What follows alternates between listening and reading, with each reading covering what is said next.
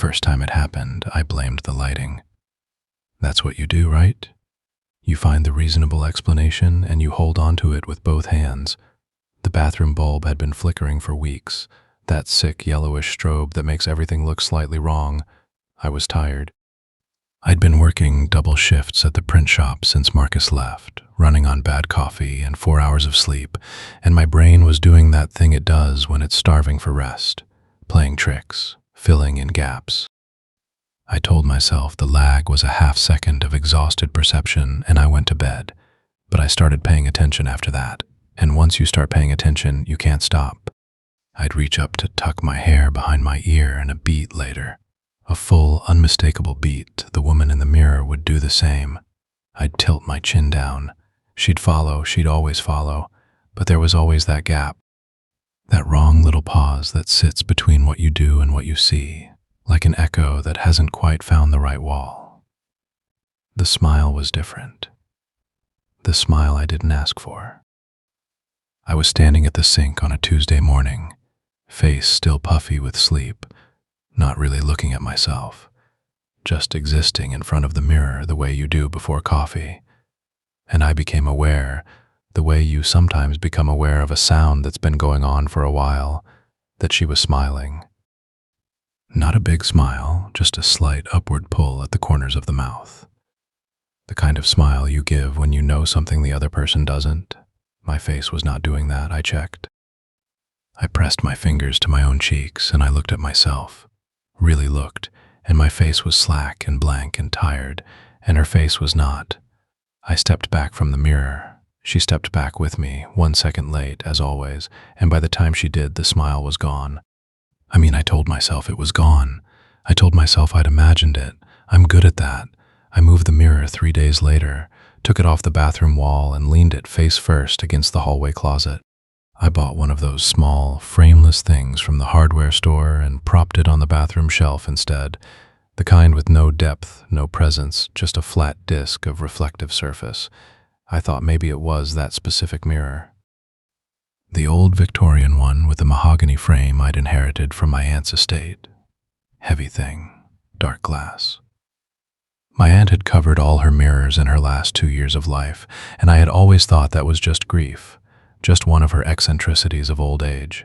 I started to think maybe it wasn't.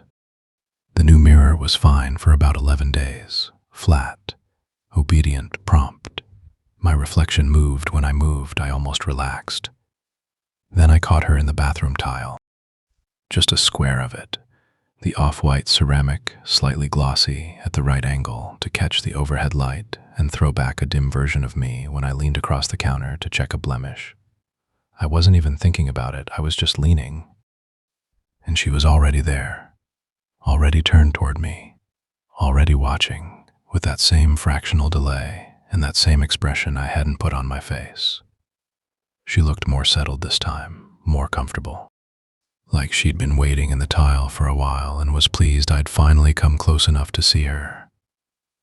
I stopped leaning across the counter after that. I called my friend Deja in the second week of March. I didn't know how to start the conversation, so I just said it plain. Something is wrong with my reflection. Deja is a practical person. She's an occupational therapist. She reads peer-reviewed studies for fun. She keeps a whiteboard in her kitchen for grocery optimization. She is not the person you call when you want to be told you're haunted. I called her precisely because of that. She asked me to describe it. I described it. She was quiet for longer than I expected. Sleep deprivation can cause visual processing delays, she said. Like, genuinely, the temporal lobe gets sloppy with sequencing when it's sleep deprived. What you're seeing might be a real artifact of how your brain is stitching images together, and the smile, longer pause. Faces are what the brain hallucinates first when it's stressed. You know how when you're falling asleep, you sometimes see faces? It's the same system. Pareidolia, but turned inward.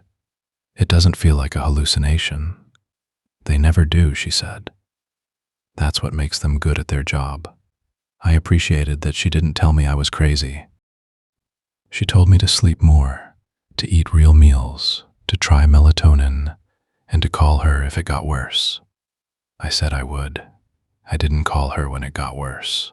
What I did instead was document it. I set up my phone propped against the soap dispenser, camera facing the mirror, and I recorded myself in the bathroom for 3 mornings in a row. I told myself this was rational, evidence-based. Deja would approve of the methodology. The first 2 mornings, nothing. Just me, tired and searching my own face. Movements and reflections synchronized normally. I looked at the footage and felt stupid and relieved in equal measure.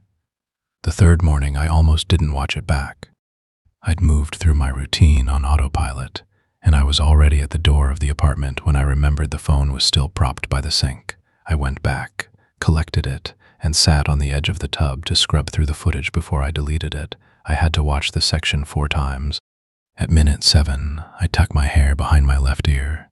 In the footage, you can see me do it, and then you can see the reflection do it, and the gap is visible. It's real, it's not in my head. You can count it, 1, 1,000, and then she moves, but that wasn't the part I watched 4 times. At minute 9, I looked down at my phone. I remember this. I was checking a text from work, and for approximately 4 seconds, my face is pointed at the phone and not the mirror. You can see my reflection standing there in the background of the shot, still facing forward, and she moves. Without me, she, I, whatever is in that mirror. She takes 1 slow step to the left, looks at something outside the camera's frame, and then steps back to center, resumes my posture, waits. I deleted the footage. I don't know why I deleted it. I think I deleted it because keeping it would mean the next step was showing it to someone, and I wasn't ready for what that meant.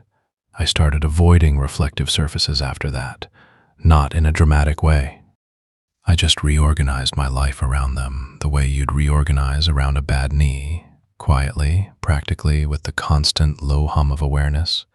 No mirrors in the car. Shop windows, I'd look at the merchandise and not the glass. My phone's camera stayed face down. I thought about my aunt again. The covered mirrors. The last 2 years. I went to see my cousin Rachel, who'd been there at the end with my aunt. We hadn't talked in a while. Rachel lives 40 minutes out, little house on a gravel road, always has a pot of tea going. I told her I needed to talk about Aunt Vera. Rachel set down her mug slowly. She said, "Is it happening to you too?" I felt the room do something, tilt, maybe. "What happened to her?" I said. Rachel looked at the table for a while. She said it started as a delay. Just a half second, she said. She thought it was her eyes going. Then she said the thing in the mirror started doing things she wasn't doing, looking places she wasn't looking.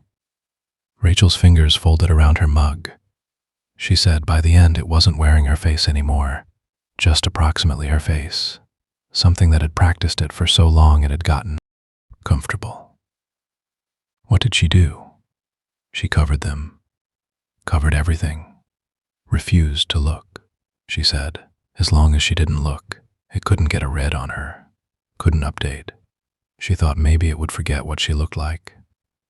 I asked the thing I had to ask. Did it work?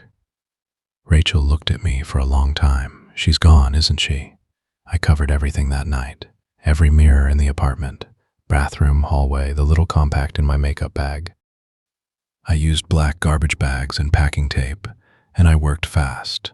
The way you work when you don't want to catch your own eye in the surface while you're covering it. I slept badly, but I slept a week of this. I kept thinking about what Rachel had said. It couldn't update, couldn't get a read.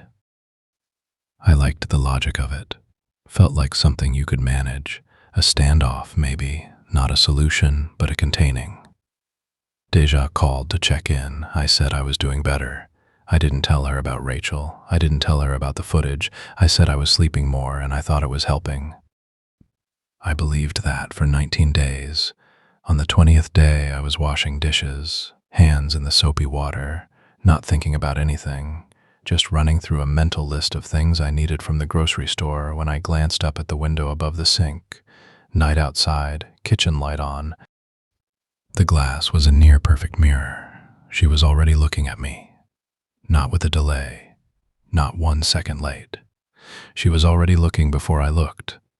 Her face turned toward mine with that settled, comfortable patience, and she was wearing the full smile this time. Open, pleased. The smile of someone who has just finished something that took a very long time. I looked away immediately. But here's the thing I can't make fit. The thing I've been sitting with for the past 4 days, turning it over and over in the dark.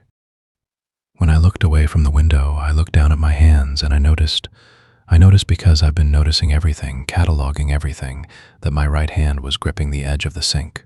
Hard, white-knuckled, the kind of grip you take when you're bracing. I did not decide to grip the sink. I've been trying to remember when I last chose to do something. Really chose without the background feeling of loading, of arriving a beat late to my own actions. I went to the bathroom. The mirror is still covered. I stood in front of the black garbage bag, and I stayed very still. And I thought, if she's been practicing all this time, getting comfortable, learning to hold my face, how long before I'm the one who's a second too late? I raised my right hand. I waited, my hand hanging in the air. I counted. 1,000. I'm still counting.